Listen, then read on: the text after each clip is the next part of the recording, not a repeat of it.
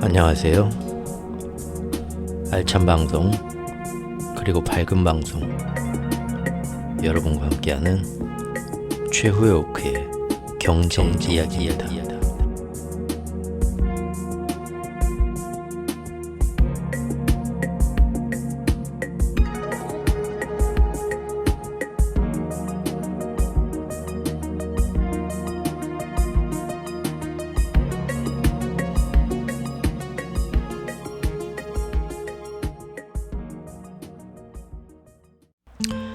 안녕하세요. 최후의 오크의 경제 이야기입니다. 네. 날씨가 굉장히 또 여름같이 더웠다, 또 이제 비가 오려고 시원해졌다 하는데, 다행히 요새 며칠간은 공기가 굉장히 깨끗해서 좋네요.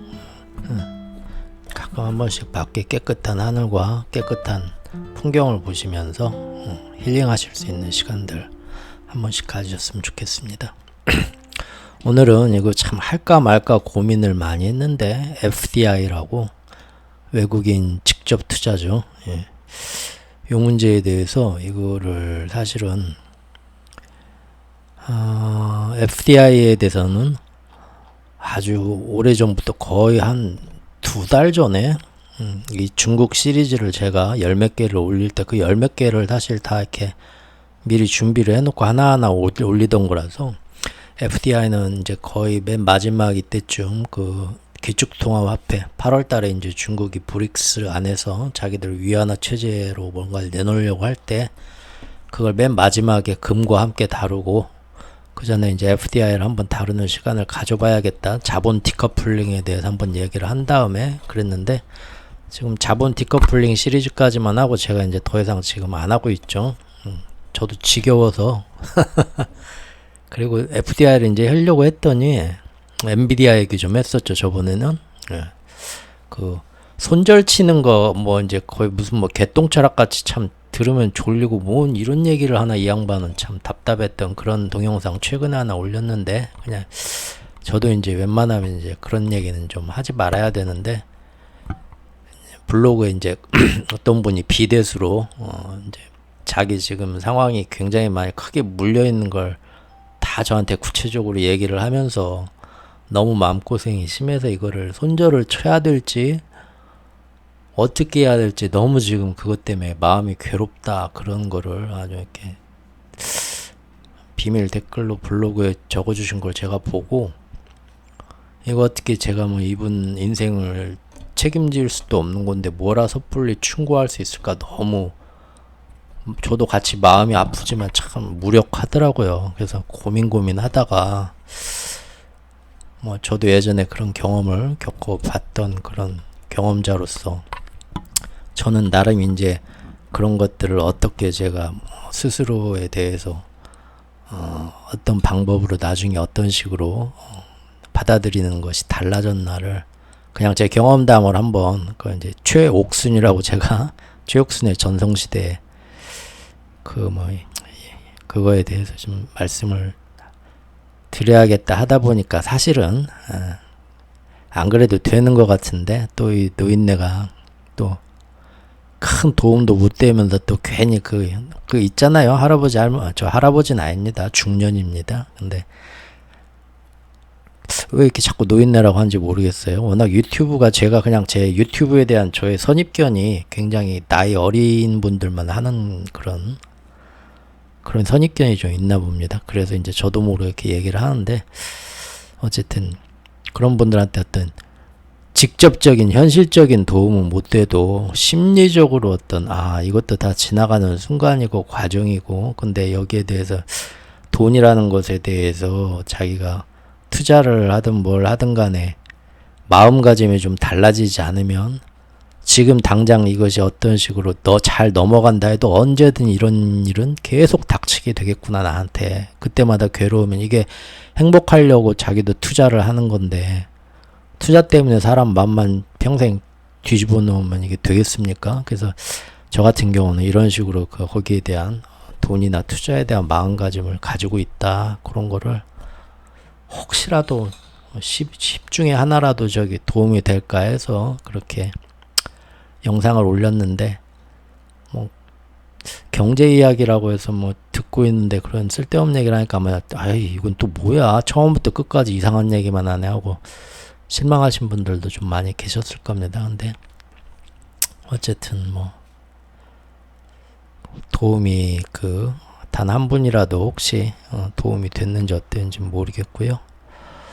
이 FDI라는 것도 너무 이제 늦어가지고 처음 얘기하려던 거 시간이 너무 늦어져서 아유 너무 뒷북이니까 뭐 요새 사람들 뭐 이런 얘기 해봤자 귀에 들어오지도 않겠지 했는데 오늘 아침에 일어나서 오전에 기사를 한번 커피 한 잔 먹고 쫙 훑어보는데 FDI 얘기를 우리 제이미 다이먼 형님께서 한 번 더 또 꺼내셨더라고요. 그러면서 지금 하는 얘기가 사실은 제가 이 2달 전부터 이렇게 만들어놨던 자료에 나온 얘기들을 하시더라고요, 또. 그래서, 이게 내 딴에는 굉장히 뒷북이라서 지금 좀 내놓기는 창피한 영상이다, 라고 생각을 하지만 또 다들 저 같은 백수나 그렇지 뭐, 다른 분들 뭐 다 열심히 사회생활 하시면서 짬내서 이제 경제 이야기도 들어보시려는 분들은 저같이 다 이제 모든 소식을 이렇게 미리미리 눈여겨볼 시간이 없다 보니까 지금 좀 뒷북 같아도 지금 얘기해도 충분히 이런 거였어 하고 좀 새롭게 들릴 분들도 충분히 있겠다. 기사들을 보니까 그런 생각이 들어서 한번 폐기하려던 자료를 한번 다시 한번 살려봤습니다. 뭐 얼핏 기사에 얼마 전에 G7 끝났죠. 그리고 G7에서 이제 바이든이 디커플링이 아니고 디리스킹이라고 또 새로운 얘기, 위험을 회피하는 거다. 근데 뭐 그 G7에 지금까지 G7이 이어지게 된 전체적인 국제 정세에 대해서 제 영상을 쭉 보신 분들은 알겠지만 사실은 G7이 마지막 이제 단결이죠. 집안 단속을 한 거죠. G7의 성격이 어떤 건지 아시고 거기서 이제 실행된 게 어떤 건지 아시고 그 2달 반 동안 지금 이제 5월 말 되고 이제 6월 됐으니까 석 달이죠. 원래는 3, 4, 5 석 달 동안 전 세계 이제 자기 편으로 끌어들이게 하면서 그리고 이제 우크라이나전은 드디어 이제 6월부터 이제 시작될 거죠. 제가 그때 5월 말이나 6월 초에 시작될 것 같다고 했잖아요. 아마 될 거면 지금 보면 젤렌스키가 맨날 오늘 간다 내일 간다 대반경 얘기하고 있죠. 그리고 그 사이에 사람들이 전부 경제적인 거에 다 관심이 쏠렸을 때 구렁이 담 넘어가듯이 원래는 굉장히 전 세계적인 논란거리가 되고 전 세계적인 뭐 유엔 회의나 그런 데서 야 이거는 아닌 것 같다. 이거는 세계대전으로 확전시키는 거고 이거는 아무리 뭐 우크라이나 국민들을 구한다고 하지만 이거는 선을 넘는 거고 우리가 다시 한번 생각해야 된다. 그렇게 논란이 될 만한 굵직굵직한 일들을 물밑에서 다 슬금슬금 다 해치워 버렸습니다. 그게 뭔가요?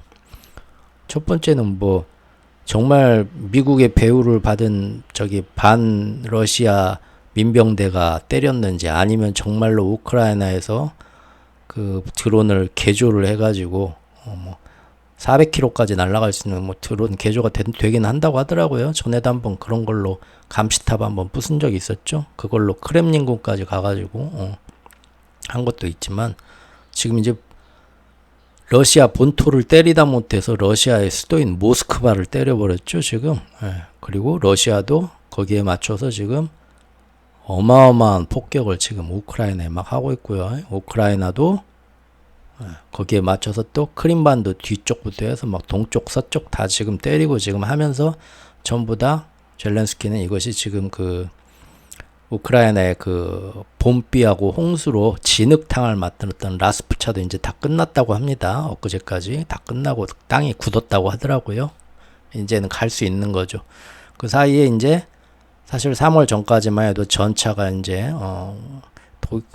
유럽에서 준 레오파트만 갈 거냐, 미국의 에이브럼도 올 거냐 해서 그래 우리도 에이브럼 보낼게 거기까지만 됐는데 석 달 동안 어떻게 됐나요? 이제 장거리 본토 모스크바까지 다 타격을 할 수 있는 장거리 미사일 영국제 그거 날라갔고요. 그 다음에 또 독일로 가가지고 독일에서도 장거리로 할 수 있는 공대지 미사일 지금 타우러스인가? 그거 거의 줄 것처럼 얘기되고 있고요.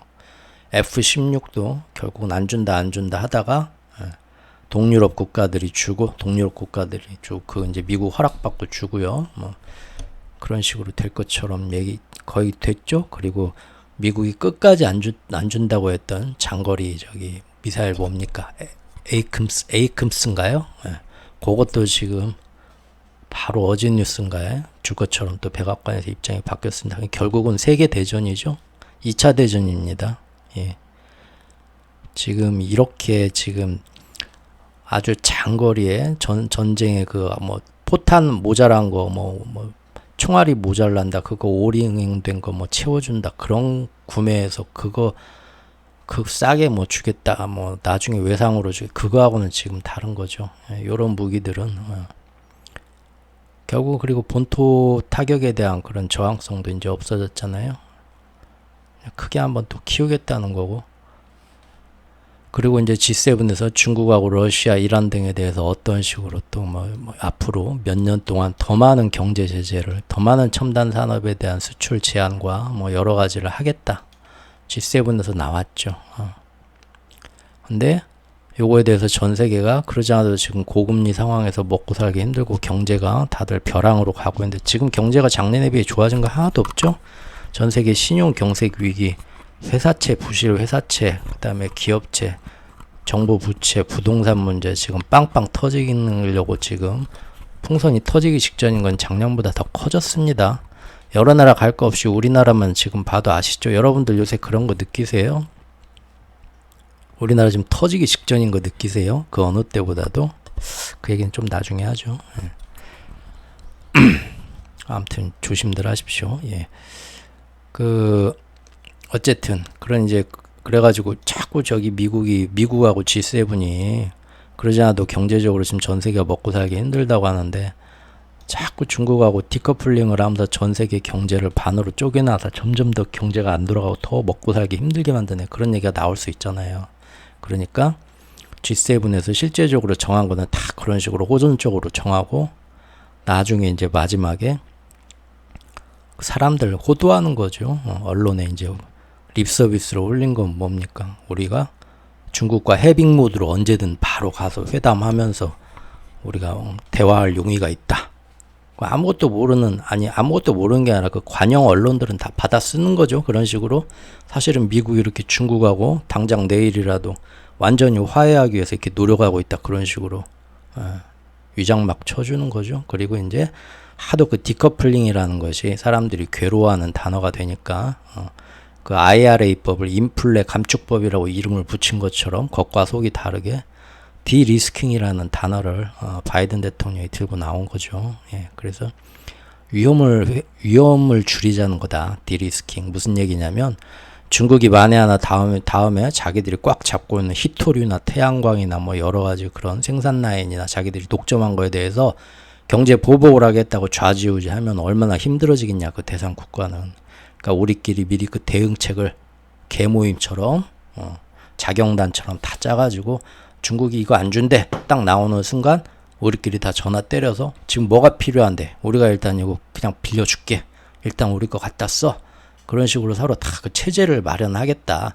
그런 거를 우리가 위험 앞으로 중국의 그 못된 행보, 못된 심보, 불공정 무역 행위로 인해서 모든 나라들이 겪게 될 위험을 우리가 지금부터 그 대응책을 강구해 놓는 디리스킹을 우리가 강구를 한 거다. 이번 G7 회의에서 그런 식으로 지금 뒤에 포장을 한 거죠.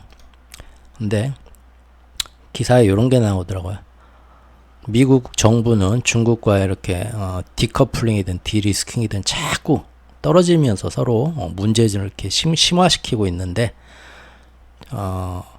미국의 가장 큰 CEO들은 미국 정부에 반항하면서 이러면 안 된다. 미국과 중국은 다시 사이좋게 지내야 된다. 얘기를 하고 있다. 그런 기사가 오늘 나왔어요.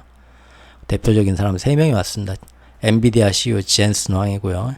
테슬라의 일론 머스크고요. JP 모건의 제이미 다이먼드. 근데 이게 조금 기사 내용을 보니까요. 좀 말이 안 되는 게 있고요. 기사가 아까 얘기한 것처럼 어떤 한쪽 시각만 보고 또 그런 식으로 잘 모르고 사람들을 호도할 수 있는 기사더라고요. 일단 이 3명에 대해서 우리가 한번 잠깐 살펴보죠. 일론 머스크의 행보는 요새 알고 계시죠? 지금 이 세 사람이 아니라 일론하고 제이미 지금 다 중국 가 있나요? 어제 돌아왔나? 예, 중국에 있습니다. 제가 얼마 전에 그 테슬라 얘기 최근에 했을 때 일론 머스크도 지금 미국하고 중국 싸움이 금방 안 끝나는구나. 안 되겠다. 돈이 많이 들고 너무 힘든 일이지만 이제는 중국에만 생산 라인을 의존하지 말고 인도에 진출을 해야겠다 해서 다시 한번 인도 문을 두드리고 있다고 했었죠. 예. 근데 이번에도 까였습니다. 아, 일본이 일론 머스크 성격이 보통 성격이 아닌데 가니까 그냥 또 저기 인도가 말도 안 되는 조건을 막 요구를 했죠. 그러니까 승질 나가지고 더구나 이제 인도는 안 되는 게 인도하고 중국하고 엄청난 라이벌인데 중국이 전기차를 인도에 못 풀게 만들잖아요. 근데 지금 테슬라에서 만드는 전기 자동차는 50% 생산은 중국에서 생산되고 있죠. 거기서 이제 일부 중국에서 팔아먹고 전 세계로 또 해서 팔아먹고 어쨌든 메이드 인 차이나잖아요. 인도 시장에서 안 받아주겠다는 겁니다. 그러니까 좀 뭔가 합의점을 찾아보려고 하고 인도한테 선물도 주고 했는데 안 되니까 머스크가 승질 내고 다시 돌아왔어요. 에이 더러워서 이 새끼들 하고는 다시 한번 중국에 가서 잘해보자 손을 내민 겁니다. 근데 이것은 사실 지금 미국 행정부의 움직임하고 완전히 배척된 거죠. 그래서 제가 작년부터 테슬라에 대해 심층적으로 한 3번 정도 다뤘는데 그때마다 제가 얘기했던 거는 전기자동차의 미래, 시장 파이 그런 것도 얘기했고 맨 마지막으로 저만의 이제 주관적인 관점에서 저 같은 노인네들은 이렇게 정치 세력이나 큰 어떤 정부에 대해서 반항하고 반골 기질을 갖고 가는 사업이 잘 된 걸 본 적이 없기 때문에 굉장히 위험하게 본다. 근데 얘는 너무 용감. 그래서 거기에 대항하기 위해서 얘가 사실은 트위터까지 인수를 했죠. 자기만의 이제 언론을 잡고 자기가 통제를 하겠다는 그런 욕심으로. 어쨌든 일론 머스크는 왜 갔나? 이번에 뭐 간 거는 역시 중국 시장에서 잘 봐달라고 중국 공산당 고위 간부들 다 만나면서 너희 중국이 지금 경제 성장을 하고 싶은데 잘 안 되니까 그 안에 테슬라 공장 더 많이 지어줄 테니까 우리한테 더 많은 혜택을 줘라 하는 거죠. 이게 미국 눈엔 좋을 게 없는 거죠. 중국 경제를 지금 안에서부터 무너뜨려야 되고 잘 돼가고 있는 것 같은데 테슬라 큰 애가 가가지고 거기서 뻘짓하니까 그죠? 애플까지도 양쪽에서 지금 미국과 중국 사이에서 눈치를 보다가 얼마 전부터는 슬슬 애플도 모든 로드맵을 만들어 놓고 중국에서 지금 다 빼기 시작했죠. 5년은 걸리겠지만. 근데 지금 테슬라는 오히려 그 안에다가 지금 더 좋은 선물을 막 거기다 주면서 저번 달에 거기다 메가팩 지었죠. 이거 이제 에너지 저장 장치 메가팩 회사도 어마어마하게 거기다 짓겠다고 중국에 해주고 그러면서 이제 중국한테 잘 봐달라 이거죠. 어쩜 이 줄타기가 어떻게 될지 모르겠습니다. 어쨌든 그러고 있고요. 젠슨왕에 대해서는 제가 저번 그 엔비디아에 대해서 다룬 2부작 영상을 보신 분들은 알겠지만 사실은 지금 최고점으로 잘 나가지만 젠슨왕한테 고민이 있죠. 그 전고점 뚫은 날 사실은 고민이 있습니다. 그게 이제 빅테크들이 언제까지 엔비디아의 GPU를 사줄 거냐, 자기들이 자체 개발한 걸 언제부터 쓸 거냐, AI에 대해서 그 문제도 있지만 또 제일 걸리는 거는 역시 엔비디아는 설계만 하는 회사죠. 팹립스. 그러면 그걸 알아서 생산해 줄 수 있는 그런 기술력을 갖고 있는데 TSMC나 삼성뿐인데 사실 엔비디아 삼성에서 합니까? 아니요. 얘도 저기 대만 출신이라서 지네 원래 저기 나라인 TSMC 거기다가 다 일감 몰아줍니다. TSMC에서 그 AI 칩을 다 저기 생산을 하는데 지금 돌아가는 꼴 보니까 그렇죠. TSMC는 화약고죠. 뭔가 좀 대비책을 마련을 해둬야 됩니다. 하지만 그게 뭐 금방 되는 건 아니잖아요. 언제 또 터질지 모르잖아요. 그러니까 그 볼멘 소리를 한다고 제가 표현을 했었죠. 아주 그냥 제발 좀 그렇게 중국한테 반도체 저기 제재하면서 서로 간에 이렇게 일촉즉발의 사태로 가지 마라. 그러면서 또 이제 중국 반도체 자립 의지를 얕보지 마라. 니들이 억압하면 억압할수록 미국이 중국이 더 빨리 개발해서 나오니까 그러면 안 된다. 이 얘기 또 했습니다. 근데 결국은 제가 그때 말씀드린 것처럼 그런다고 지금 규제를 안 하면 중국은 더 빨리 반도체 자립합니다. 그러잖아요. 그러니까 이게 이미 뭐 중국이 그러려고 노력을 하고 있는데 사실은 엔비디아는 어떻게 해서든 선거에 영향을 줘서 다음번에 공화당이 잡아서 자기 뒤를 봐줄 수 있도록 그렇게 기대하는 거겠지만 제가 볼 때는 지금 공화당이 됐든 민주당이 됐든 앞으로 저기 미중 갈등과 대만 문제는 똑같습니다. 10년 간다고 보고요, 최소.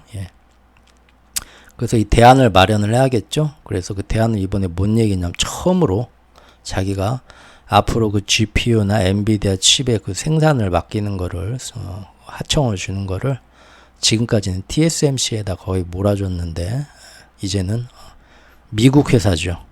인텔이 예전에 이런 거 많이 생산했었지만 요것이 이제 80년대에 그 일본으로 넘어갔고요. 그 다음에 일본을 또 미국이 너무 반도체가 너무 주제넘게 크는데 하면서 일본을 때려잡으면서 그걸 틈을 비집고 들어가서 우리 삼성 반도체가 큰 거죠.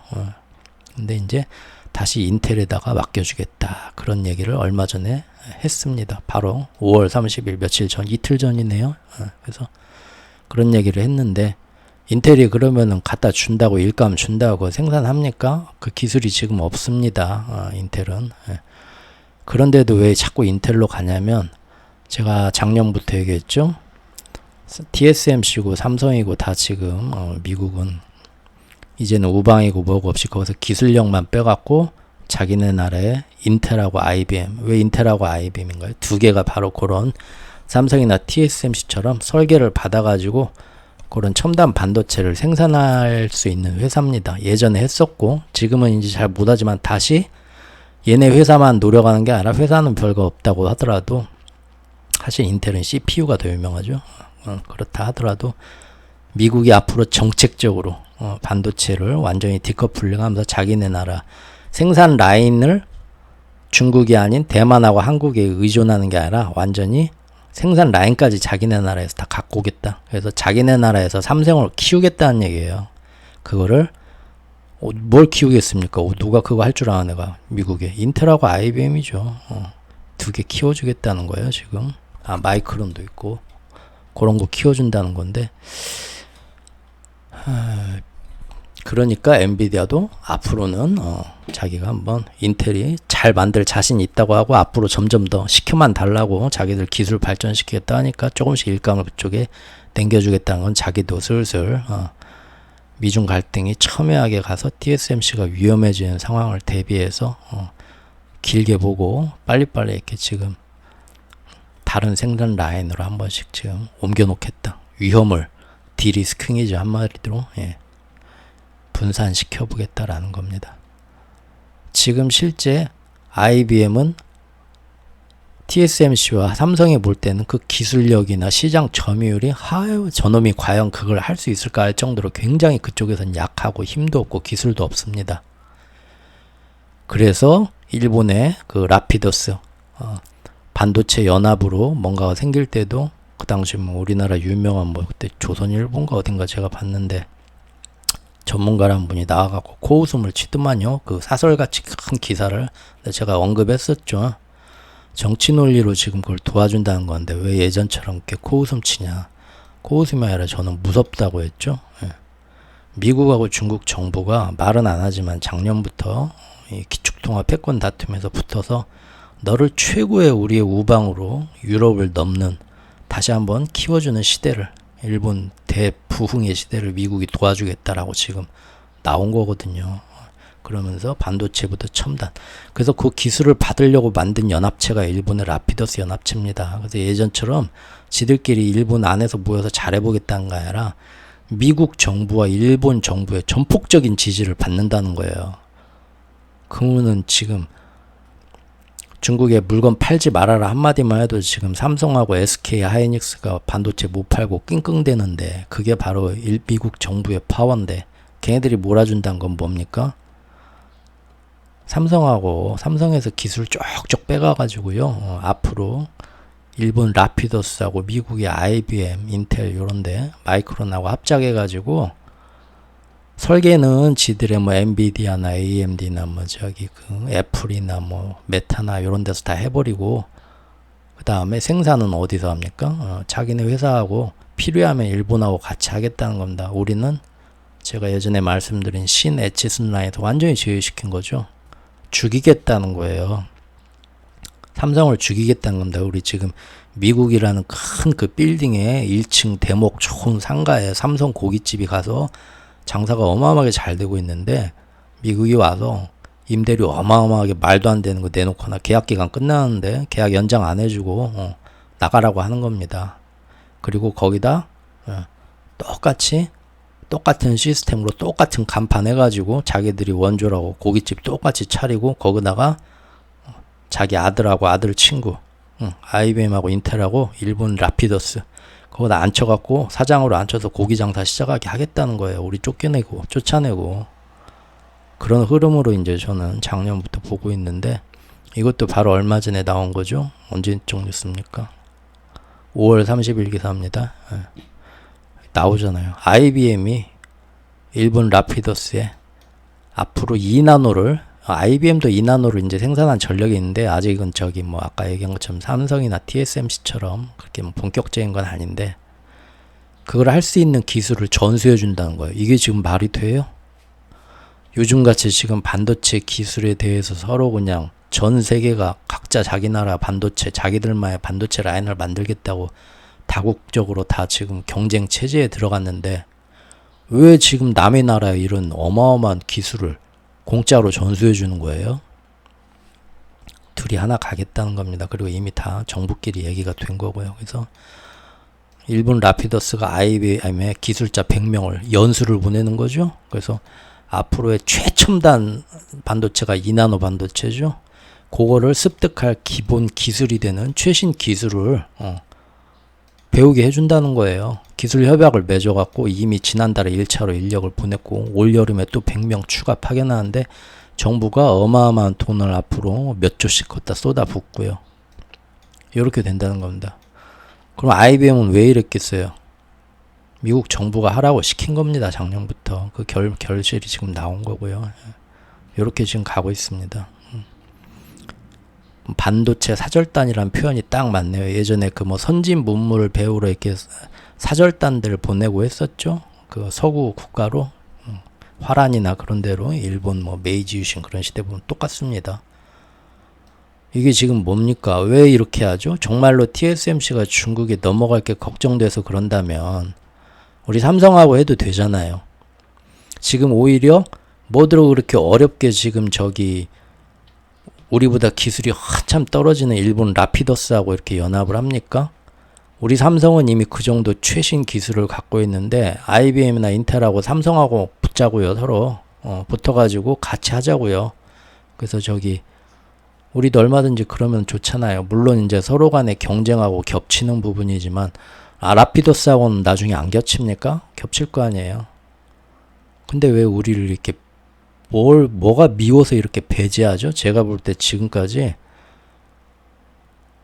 지금 우리나라가 미국에 대해서 그렇게 지금 간이고 쓸개고 다 빼주고 뭐든지 하겠다고 지금 우리 마음을 자존심 다 줬고 보여줬는데, 몇 달 동안 이렇게 개무시당하고 찬밥 신세당하고 배제당하고 마치 적성국인 것처럼 이런 경우가 지금 제가 살면서 처음인 것 같아요. 제가 50 살았는데 이게 너무 지금 겁이 납니다. 왜 우리를 버리려고 했을까요? 어떤 라인에서? 여러 가지를 봤겠죠. 여러 가지를 봤는데 결국은 우리하고 일본 사이에서 일본을 키우고 나중에 우리는 다른 식으로 버리는 패로 좀 더 이용해 먹는 게 낫겠다라고 지들이 플랜을 세운 것 같습니다. 이미 몇 년 전부터. 짜증나죠. 우리가 여기서 사실 살아나는 방법은 통일이 되고, 그 통일에서 우리끼리 주도적으로 남북한이 돼가지고 어마어마한 영토와 북한의 어떤 그 자원과 그 다음에 어마어마한 그 노동력과 싼 노동력과 그 다음에 우리나라의 기술을 해가지고 그런 것들이 북한 전체가 개성공단이 되는 거죠. 그래서 뭐 머리 아프게 뭐 이념적으로 통일할 필요도 없습니다. 예전 이제 그 서로 간에 이렇게 국가는 서로 이렇게 또 빨갱이 얘기 듣겠다 이러다가 아무튼 경제적으로만 서로 협력하는, 그러죠. 막 괜히 국가 간에 통일해서 막 통일 비용으로 나라 막 망하게, 예전 독일도 처음에 그랬죠. 그렇게 힘들게 할 필요 없이 경제적으로. 그러면은 모든 나라가 또 우리나라 와가지고 투자를 하게 될 것이고, 어마어마하게 투자 자금이 들어오고, 전 세계 경제가 다 무너지는 와중에 우리는 다시 한번 어마어마하게 경제 성장을 하면서 정말로 G7의 국가 중에 하나로 성장할 수 있는, 그런데 지금 그렇게 되기를 주변 나라들이 원하지 않죠. 어떻게든 중재하겠다는 그런 미명하에 끼어들어서 중국이나 일본이나 미국이 만에 하나 우리가 서로 이렇게 좋아집니다. 통일이 되게 되면, 통일돼서 북한 들어가서 거기서 사업하면서 어마어마하게 돈이 될 기회를 같은 당사국인 우리한테는 안 주고 지들이 헤쳐먹으려고 우리한테 그 기회를 안 줍니다. 자꾸 오히려 우리한테는 이제 서로 사이 나쁘게 지내라고 바람만 넣고요. 이런 꼴이 지금 남미에서 그동안 일어났던 거고 중동에서 일어났던 일이잖아요. 그렇죠? 남미도 지금 좌파 국가들과 우파 국가들 친미냐 반미냐로 완전히 나눠져 있죠. 오래된 거죠. 그런 식으로 다 한 겁니다. 그 다음에 중동에서도 이스라엘하고 이집트 그쪽은 친미지만 사우디 나머지는 다 반미 해가지고 순위파 시아파 우리 남북하고 똑같죠. 그래서 자기들 중재하는 나라가 있지 않으면 우리끼리는 아주 그냥 철천지 원수가 돼서 그 사이에서 이제 자기들은 그 나라의 자원이나 필요한 그런 것들 쏙쏙 다 자기들한테 유리하게 빼먹었잖아요. 남 이간질 시켜놓고 그 사이에서 이제 해먹는 건데 우리는 그렇게 빼먹는 게 훨씬 자기들한테 맛있겠다고 판단을 했나봐요. 기회를 안 주네요. 대한민국이 이제 정말 크게 될 수 있는 가능성도 있는데 옆에 너무 파리들이 들끓는 것 같습니다. 그 얘기입니다. 아무튼 그러다 보니까 반도체 수출로 거의 먹고 살았던 우리나라 지금 요새 잘 되는 거는 현대차가 다행히 전기차를 굉장히 일찍 다른 전 세계 어떤 나라보다도 일찍 눈독을 들이고 잘 해놔가지고 전 세계에 지금 전기차 시장이 막 확장되는데 다른 나라를 이렇게 수출을 하면서 미국에서는 이제 굉장히 우리를 압박하고 있지만 다른 나라들 인도나 다른 동남아나 그런 데로 많이 수출하고 하면서 유럽이나 현대가 그래도 좀 받쳐주고 그다음에 방산산업 무기가 좀 수출하면서 많이 받쳐주고 있지만 나머지가 너무 안 되고 있죠. 한국 경제 지표가 너무 안 좋죠. IMF가 금년 초부터 한국이 진짜 안 좋다고 대놓고 때리고요. 제가 한번 다뤘었죠. 이거는 바로 이것도 어제 뉴스인가? 이것도 5월 30일 뉴스인데 또 안 좋은 얘기 또 했습니다. 지금 이런 식으로 고금리 환경 미국에서 시작된 요게 지금 계속 갈 건데 하반기 때 드디어 언제는 아시아 신흥시장 좋다고 하더니 그랬잖아요. 한 두어 달 전에는 선진국들은 다 경제성장 못하는데 아시아 신흥국들 동남아시아 남아시아 한국까지 해가지고 다 한국만 그때도 빼놨죠. 나머지 올해 경제성장 굉장히 많이 할 거다 하더니 근데 한국은 좀 힘들다 얘기를 하더니 이번에는 아시아 다 지금 부채가 언제 터질지 모르는 상황이라는 얘기를 또 내놨습니다. 이놈들도 참. 근데 그 와중에서도 한국 기업의 부채 위험도도 굉장히 크다. 특히 한국은 가계빚이 1위랍니다. 1위. 경제 규모에 비해서 전 세계 1위랍니다. 이야, 또 1위 했네요. 전부 다 아파트에 그걸로 부자 되려고 전 국민들이 다 지금 거기에 빚이 물려 있다는 거죠. 부동산이 지금 안 된다. 특히 코로나 발발 이후로 어마어마하게 한국은 가계빚이 불어났다. 영끌에서 다 비투했다. 아파트 같은 거에. 근데 가계부채만 그런 게 아니라 한국은 기업 부채도 상당한 수준이다. 지금 이번 달 23년도 금년 1분기만 봤어도 홍콩이나 중국, 싱가포르, 일본, 한국 다 이런 식으로 높다. 오히려 더 지난 1년 동안 더 늘어났다. 금리가 높아졌는데도 금리가 높아지면 빚을 안 빌리게 돼 있는데 기업들이 오히려 빚이 늘어났다. 왜 그런 거겠습니까? 수출이 안 되니까요. 장사가 안 되니까요. 문제가 심각하다. 한국에 대해서 또 걱정해 주셨습니다. 돈이라도 좀 주면서 걱정하든가. 다행히 우리 나랏빛이 최근 몇 년 동안 어마어마하게 늘었다 하면서 서로 이제 그거 가지고 이데올로기에서 여당 야당 니 탓이다 내 탓이다 싸우는데 실제로 뚜껑 열어보면 GDP 대 그 정부 부채 비율은요, OECD 국가 중에 22번째로 얼마 안 높습니다. 예. 다른 나라들이 더 코로나 때문에 우리보다 훨씬 더 돈을 많이 풀고 빚이 더 많이 늘어났지, 우리는 그래도 거기에 대해서는 양호한 편이네요. 그래서 조금 다르죠, 결이. 어떻게 다릅니까? 일론 머스크는 대놓고 미국 정부에 완전히 네가 어쩔 건데 내가 저기 세상에서 최고야, 겁이 없죠. 그래서 친중 행보를 완전히 보이고 있고요. 젠슨 황은 중도적이죠.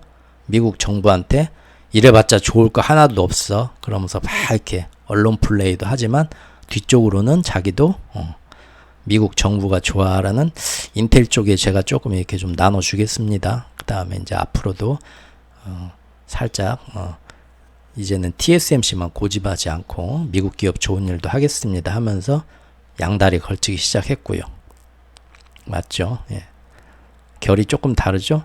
다이먼에 대해서는 굉장히 지금 우리나라 기사들이 뭐 다이먼이 지금 가가지고 중국한테 좋은 얘기 해주면서 친중 행보를 보이는 것처럼 말하는데 이건 100% 기사가 지금 결이 잘못된 거고요. 다이먼은 완전히 미국 편입니다. 저는 지금 다이먼을 넘버 3에 비유를 했었죠, 지금까지. 예. 다이먼 씨는 사실상 제가 볼 때는 미국에서 찍어놓은 금융 세력이 찍어놓은 다음번 대통령 후보입니다. 거의 뭐 그 정도까지 지금 굉장한 신뢰와 어떤 중차대한 그 직책을 맡았어요. 이번 실리콘밸리 은행 사태에서도 사실상 이 금융 세력들이 큰 드라이빙을 하는데 얘한테 거의 파월이나 옐런만큼의 비중을 줬죠. 직책을, 권한을. 예. 그 은행권에 대해서 지금 다 어떤 시나리오를 이미 줬고요. 예. 그래서 다이먼이 지금 그 회의가 있어갖고 상하이에 날아가가지고 거기서 이제 디커플링 아니고 리스킹이다. 그래서 지금 자꾸 이렇게 냉전으로 가면 안 된다 해서 미국 정부를 공격하는 것처럼 이렇게 기사를 중국 쪽에선 쓰고 싶겠지만 사실은 그게 아니고요. 다이먼이 한 얘기 보면 그 디리스킹이란 말을 G7 회의 끝나고 바이든이 했을 때도 그 이후에도 바로 다이먼이 나와서 똑같은 얘기하면서 부연 설명해 줍니다. 관용통신이죠. 미 행정부를 정부를 얘가 변호해 주는 역할을 지금 하고 있어요. 계속. 그러면서 사실은 이거는 뭐 정말로 전 세계 경제를 반쪽으로 쪼개놨다는 게 아니라 정말로 앞으로 힘든 상황이 왔을 때 그 오히려 그거를 안전하게 잘 넘어가 보자는, 미래를 대응하자는 디리스킹 차원이다. 그런 식으로 또 좋은 말 해주고요. 우크라이나 전에 이제 유럽을 끌어들일 때 작년에도 큰 역할을 했었죠. 제2의 마셜 플랜 운운하면서요. 친미파들 끌어들였었고요. 이번 실리콘밸리 사태 때도 옐런한테 힘을 실어주고 바이든 정권에 힘을 실어주면서 좋은 얘기 많이 해주고 연준 응원해주고, 물론 이제 겉으로 가끔 이런 건 아니다 하지만 얘가 이제 드라이빙 하면서 몰고 가는 방향을 보면 거대 금융 세력이 지금 몰고 가는 방향, 기축통화, 그거와 딱 맞는 얘기만 해줍니다. 얘하고 이제 빌 에크먼 한번 작년 3월에 뒤지게 혼났다가 걔도 이제 전향했죠. 몇 명 지금 있습니다. 제가 볼 때 이제 이런 사람들은 거의 뒷배경이 이제 이미 틀린, 일반적인 CEO하고는 틀리죠. 뒷배경이 틀리죠. 그러니까 거의 이런 사람들은 제가 볼 때는 대통령 후보로 나올 수도 있어요. 다음에 거의 밀어주는 세력들이 이제 달라진다는 거죠. 그래서 이번에 가서도 실제 이 다이먼이 한 얘기 보면 미국 정부랑 중국 정부 잘 친하게 지내라 그 얘기가 아니라 뭔 얘기였냐면, 이번에 중국 5월달 것도 지표 나왔죠. 2달 연속 어마어마하게 경기 침체가 지금 나오고 있죠. 부양책이 하나도 지금 결국은 어떤 얘기까지 나오냐면 이제 부양책 제대로 안 쓰게 되면 하반기에 아주 중국에서 대형 부양책을, 그러지 않아도 지금 부양책 더 내놓고 싶어도 못 내놓는 게 지방정부 부채 아시죠? LGFB 거기 제 중국 시리즈 동영상에 보신 분들 아시잖아요. 그죠? 예. 지방정부 채권 문제, 지금 부동산 문제. 근데 여기서 지금 안 되면 뭐 아니면 도다. 그렇죠? 예. 계속 주식이 폭락하는데 물타기 하는 것과 똑같은 경우라고 제가 말씀드렸잖아요. 예. 근데 안 되고 있으니까 하반기 때 더 많은 돈을 중국에서 실질적으로 금리 인하하고 더 많은 부양책을 내놔야만 중국 경제가 살아날 거다. 자꾸 사방에서 지금 바람 넣고 있죠. 만약에 중국이 정말 그렇게 했는데 하반기에 맘 잡고 미국에서 어떤 신용 문제를 터뜨려 버리거나 금리를 한 번 더 막 더 빡세게 올려버리거나 하게 되면 어떻게 됩니까? 예. 터지는 겁니다. 근데 중국만 터지는 게 아니라 다 터지겠죠, 그때는. 예. 어쨌든 지금 5월 경제 지표까지 중국에서 그렇게 나왔는데 다이먼이 이번에 한 얘기는 뭐냐면 아울러 이제 중국 당국의 정책 불확실성이 투자자들의 지금 자신감을 떨어뜨리고 있다. 그런 얘기를 해요. 이게 이제 제가 이제 얘기하려는 FDI 시리즈에서 중요한 결론으로 나올 얘기인데 지금 결론을 잠깐 말씀드리면 그것입니다. 중국에 전 세계 외국인 직접 투자금이 몇 달 전부터 엄청나게 빠지고 있고요. 안 들어오고 있다는 건데 이게 중요한 게 뭐냐면 우리는 뭐 외국인 투자금이라고 하면 다들 주식만 하시니까 주식시장에 지금 거기 들어오는 기관들의 돈을 생각하시죠? 그걸 얘기하는 게 아닙니다. 그거는 저 시장이 단기적으로 올라서 얼마나 우리가 헤쳐먹고 개미들한테 넘기고 빠져나올 수 있냐. 돈 놓고 돈 먹기 카지노처럼 그 자금들이고 실제로 그 자금들은 금년 1, 2월에 중국 신흥국이 최고다 리오프닝해서 걷다 다 가져오고 거기에 제일 많이 돈이 유럽까지 들어갔었죠. 예. 그러고 2월, 3월 초까지 계속 개미들한테 최고다. 중국 신흥국으로 돈이 들어와 있다. 들어와라 선전하면서 그때 다 넘겼죠. 제가 그때 설거지 조심하자고 처음 유튜브 시작한 때가 2월 초였죠. 그리고 나중에 결론 다 통계로 드러났죠. 설거지 시키고 지금 요새는 이미 중국에서는 재미 볼 만큼 보고요. 그리고 이제 요새 일본 엔화 약세도 있고 일본 주식이 너무 싸졌죠. 엔화 약세 때문에. 다시 지금 140엔으로 지금 거의 가고 있잖아요. 예.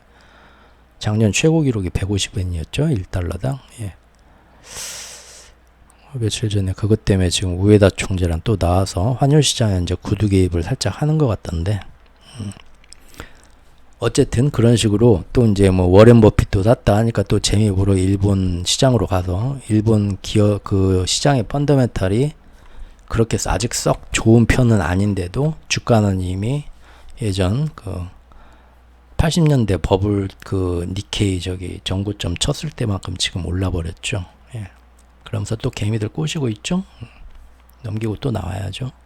물론 지금 작년에 우리 저기 일본 저기 걱정했던 거 기억나시나요? 어쩌다 일본이 이렇게 뉴스마다 나오면서 다들 저기 우리보다 GDP도 떨어지고 이제 니들은 선진국도 아니라며 저기 뭐 그렇게 우리 걱정해주고 있었죠. 남의 집 불난 거. 근데 지금 금년에 보면 역시 마찬가지입니다. 뭐 미국, 일본도 사실 좋아진 건 없어요. 그런데 지금 이렇게 정책적으로 미국이 도와주기 시작하면서 점점 더 살아날 겁니다. 그러잖아요. 앞으로 10년을 저거 먹고 살 거리가 되는 큰 그런 산업들을 지금 미국하고 손잡아서 같이 형제국가처럼 해서 이렇게 밀어주고 끌어주고 당겨주는데 점점 나아지죠. 당연히. 맞죠? 근데 우리나라는 작년에 비해서 더 지금 수출이나 수출길 중국 관련해서 지금 요새 뉴스 보면 아시겠지만 답이 없죠. 안 보이죠. 이창용 한국은행 총재가 나와가지고 장기적인 저성장 초기에 진입했다. 웬만하면 한 나라의 중앙은행 총재는 그런 말 안 합니다. 두리뭉실하게 얘기하거나 그 반대로 항상 희망적인 아니다. 얼마든지 살아날 수 있다. 하반기에 그런 얘기하죠.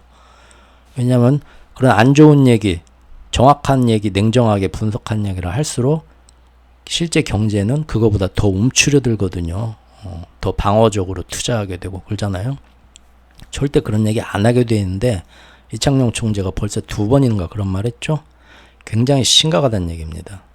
그리고 다들 뭐 몇 달 전부터 특히 뭐 아파트 그런 거 하시는 유튜브 분들은 뭐 아니 지금 우리나라하고 미국하고 역대 금리차가 미국은 저렇게 올리는데 왜 한국은 안 올리고 있어. 이창용 총재 바보네. 우리나라에서 다 지금 외화자본 다 빠져나가고 난리가 나 하는데요. 에이 그러면 안 되죠. 그 사람들은 자기들이 이제 아파트값 떨어진다고 했는데 금리를 한국은행에서 안 올려서 생각보다 더 빨리 안 떨어지니까 답답해서 그러셨는지는 모르겠지만 그 따라서 미국 따라서 탁탁 올렸으면 진작 작년에 우리나라 가계부채 다 빵빵 터졌습니다. 다 IMF처럼 다 저기 밖으로 몰려 나왔어요. 그걸 아니까 어떻게든 지금 알면서도 못 올리는 거죠. 그죠? 지금 IMF에서 계속 그런 얘기 나오잖아요. 여기서 어떻게 올립니까? 어쨌든 그런 식으로 지금 우리나라도 많이 힘든데 미국의 이제 이 다이먼씨는 사실은 중국도 많이 지금 힘들어졌다. 2개월 연속 그런 얘기 인터뷰에서 했고요. 좋은 얘기 아니잖아요. 이런 얘기 대놓고 하잖아요. 예, 그리고 이거 좀 힘들 것 같다 말하고, 그리고 왜 힘드냐? 이 FDI라는 것이 외국인 제가 다시 또 옆길로 빠져서 다시 처음 얘기로 돌아오면, 그래서 주식시장에 이렇게 막 돈이 지금 일본에 들어가고 있지만 이런 식으로 단기적으로 올랐다 내렸다는 투자자금 말고요. 진짜 그 나라의 경제성장, 펀더멘탈이 좋아지려면 외국에서 어마어마한 투자자금이 들어와야 한다. 제가 한번 예전에 여러분들이 장사를 해서 가게를 확장해서 큰 사업을 더 해보겠다 할 때 은행에서 대출 아무데도 안 해주면 방법이 없죠. 거기서 아무리 돈 벌어서 다음 가게 열려고 해도 힘듭니다.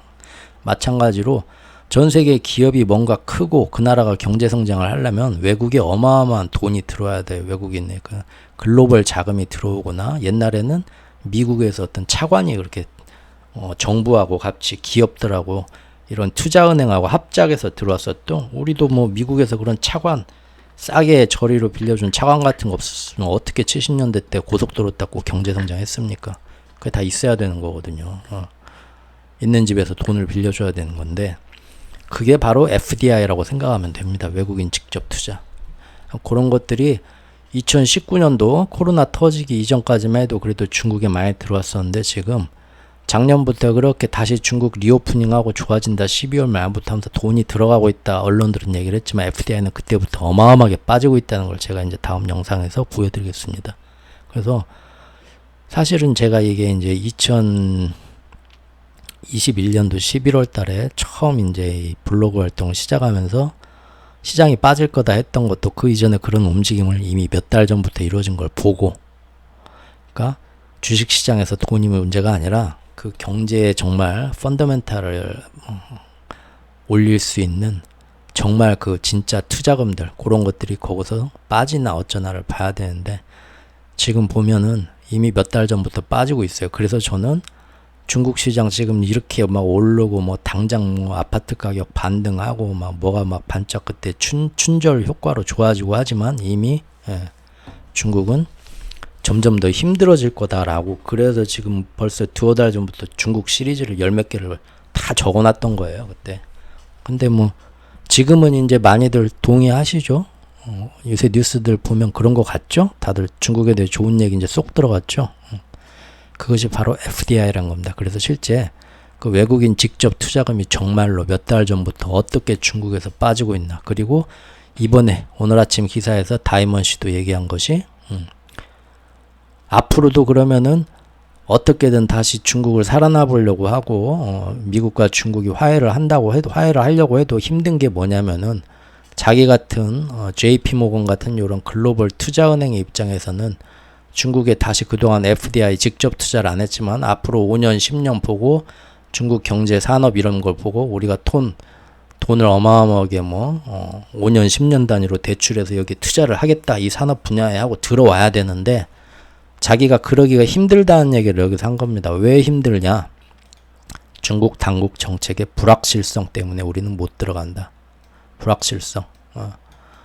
이 불확실성이 더 높아지게 되면 외국인 직접 투자인 FDI의 변화를 초래하게 되고, 그것은 이곳 중국 사람들한테도 영향을 미치고 그들의 경제적 자신감도 흔든다라는 얘기를 했습니다. 그래서 사실은 처음에 이제 이 세 분이 다들 미국과 중국이 이렇게 자꾸 디커플링 하면 안 된다. 미국 정부의 따끔한 말을 하는 것처럼 기사가 나왔는데요. 잘 모르는 얘기고요.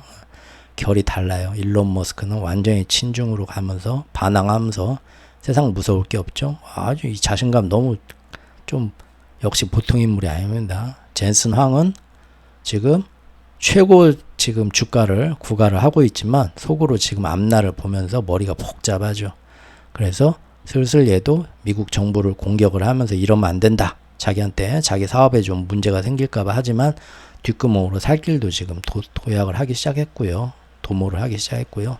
제이미 다이머는 겉으로는 사람들이 잘 모르는 사람들이 얘기를 들으면 중국 정부에 좋은 얘기 해주고 중간에서 딱 중립적인 입장으로 미국과 중국 다 같이 잘 살자 이러면 안 되다 하는 것 같지만 속으로는 지금 제가 이제 오늘 또 얘기 못하네요. 다음 시간에 꼭 FDI 얘기하겠습니다. 외국인 직접 투자 FDI 문제를 들고 나오면서 우리도 중국에 투자하고 싶은데 안 되는 원인은 오히려 미국보다도 중국 쪽에 있다. 그게 뭐냐? 불확실성이다. 불확실성이란 건 한마디로 시진핑이 중국에 제발 투자 좀 해줘. 너희들 다 투자하기 최고로 좋은 투자 환경으로 우리가 좀 행정적으로 도와줄게 말은 하는데 공산당이 어느 날 갑자기 들이닥쳐가지고 너 여기 혹시 미국 간첩 있는 거 아냐? 압수수색 들어와 버린단 말이에요. 그리고 뭐 하려고만 해도 중국 공산당한테 가서 허락받아야 되는데 어마어마하게 뭐 미국하고 뭐 문제 있을 때마다 아무래도 니들 여기 국가 보안 방첩법 제가 간첩법 얘기 드렸었죠. 그런 식으로 힘들게 하고 언제 갑자기 그 뭐 중국은 뭔 일이 있다 하면 뭐 때문에 그런지 공안이 들이닥쳐서 잘 설명도 안 해주고 법적으로 뭐 정해진 기한 그런 것도 없고 판빙빙 그 감금하고 갑자기 사라졌다가 뭐 저기 유명한 저기 뭐 알리바바 마인도 예전에 그랬었고 뭐 헝다 저기 CEO도 그랬었고 아무리 저기 돈 많고 힘 있고 빽 있는 사람이라도 중국 정부가 야 너 좀 들어와봐 조사 좀 해야겠어 하면은 죽었는지 살았는지도 모르게 되잖아요. 아니 그렇게 투명하지 못한데 그걸 어디다 믿고 그런 데다 돈을 우리가 투자를 빌려줄 수 있겠냐 그 얘기를 한 겁니다. 그것이 앞으로 중국이 어떤 노력을 더 한다 해도 외국의 글로벌 투자 자금이 작년부터 빠졌고 금년 하반기에도 절대 못 들어간다고 보는 제가 보는 딱 그 관점입니다. FDI를 아무리 여러 가지 얘기를 하고 겉으로는 우리 다 지금 뭐 규제 끝났어. 뭐 IT 업체도 다 예전처럼 회복시키고 나라에서 밀어줄까 말을 해도요. 예전처럼 돈 여기에 절대 못 들어옵니다. 왜냐하면 방첩법 제가 그 전에 그 영상 중에 하나 그 중국 시리즈 중에 뭐 있었죠. 자본의 디커플링 하면서 그런 서로 정부의 규제들이 더 색안경 끼고 냉전 시대처럼 그 기업을 틈만 나면 뭐 꼬투리 하나만 잡으면 정부 압수수색하고 뭐 막 여러 가지 그 규제를 둬버리기 때문에 그런 데는 절대 투자 자금이 못 들어간다고 했죠. 그래서 중국의 TSMC가 가장 최근까지 요새는 엔비디아 세상이지만 불과 몇 달 전까지만 해도 작년까지만 해도 이 반도체 모든 업계 중에서 뭐 다들 걱정이다 문제다 하는데도 계속 그 어닝 비트 때리면서 사람들 예상을 뛰어넘게 계속 잘 나가고 잘 생산하고 잘 성장했던 기업이 TSMC입니다. 그럼에도 불구하고 TSMC 몇 년간의 주가를 보면 일정 이상 넘을 때마다 계속 차익 실현하면서 그 이상 못 올라가고 옆으로 쭉 가죠. 제가 텃밭에서 부추나 상추 따먹는 얘기 했었죠. 모든 투자 자금은 거기에 불확실성, 차기 위험이 있으면 거기다 돈 많이 안 빌려줍니다. 저 집이 지금 3년, 5년 안에 뭔 일이 나가지고 터질지도 모르는데 거기다가 3년, 5년 만기로 여러분 돈 빌려주실 수 있으세요? 못 빌려준다는 겁니다. 우리나라의 코리아 디스카운트를 MSCI로 요새 기사들 보면 해석을 하죠. 야, 우리 사실 경제 규모는 선진국인데 우리가 아직도 그 MSCI 편입 지수에서 우리를 신흥국으로 지금 분류를 해놨기 때문에 신흥국이냐 선진국이냐에 따라서 각 나라에서 그 대형 연기금이나 이런 펀드에서 그 국가에 대해서 어느 정도 비중을 투자 비중을 유지할 거냐가 틀려지기 때문에 우리가 신흥국이기 때문에 사실 우리 주가 시장에 그렇게 저평가받아서 코리아 디스카운트다. 실제 그렇게들 얘기를 하죠. 그거 우리 듣기 좋으라고 해주는 얘기고 사실은 아는데 우리한테 차마 말 못하는 거예요. 우리 이빨에 고춧가루 껴있는데 우리가 민망해하고 무안할까 봐 말 못하는 게 뭡니까? 우리 휴전국가예요. 여기다 장기적으로 돈 안 빌려준다는 얘기입니다. 제가 예전에 얘기했죠. 그 외국계 회사 우리나라에 파견 갈 때 위험수당 준다고요. 예. 그런 얘기예요. 지금 그 불확실성 때문에 앞으로도 시진핑은 지금 굉장히 지금 두려워하는 게 이미 자기들 8월 달에 이제 새로운 기축통화 이제 흉내 내면서 뭔가 나올 때 그 전에 가능하면 그 전에 미국이 한 방 터뜨릴 수도 있고요. 어쨌든 자기들을 끝까지 지금 말려 죽일 걸 알고 틈만 나면은 자기들 금융시장에 실제적으로 무력 전쟁을 하면은 미국도 어마어마한 손해를 보기 때문에 경제 전쟁이 제일 좋죠. 그런데 이제 자기들 금융시장의 약점을 파악을 하고 그걸 이제 신용 경색을 일으키려는 그런 움직임이 제일 두려워하는 움직임이죠. 저도 이제 세상이 그런 식으로 지금 갈까 지금 조금 신경을 쓰고 있고요. 그렇게 되려면 중국 경제 안에 내부 중국이 항상 숨기고 통계를 조작하고 공산당이 이제 모든 거를 다 꽉 잡으면서 외부에 공개를 안 했던 그런 경제 정보를 외국인 투자가 많이 들어올수록 자연스럽게 그런 경제 정보가 공개가 됩니다. 맞죠? 그래서 FDI를 통해서 외국인한테 제발 투자 좀 우리 중국에 해줘라 다시 먹고 살게 말은 하지만 걔네들이 와서 볼 수 있는 투명하게 다른 나라에 내 돈 빌려줬으니까 니네가 얼마나 경영 잘하고 있는가 좀 봐야 될 거 아니야. 근데 안 보여주는 거예요. 그런데다가 누가 돈을 빌려줘요? 뭘 믿고? 그 딜레마가 있다는 겁니다. 거기에 대해서 다음 시간에 얘기를 해보겠습니다. 오늘 또 FDI 얘기는 맛만 봤어요. 그리고 이제 다음에 영상에 할 FDI 얘기는 사실은 좀 재밌는 것도 많은데 이건 최근 뉴스들은 아닙니다. 몇 달 동안 몇 달 전부터의 뉴스부터 이어진 건데 실제 간단하게 살짝 훑어볼 수 있는 시간을 보도록 하겠습니다. 오늘 여기까지고요. 오늘 또 들어주신 분들 너무 감사합니다.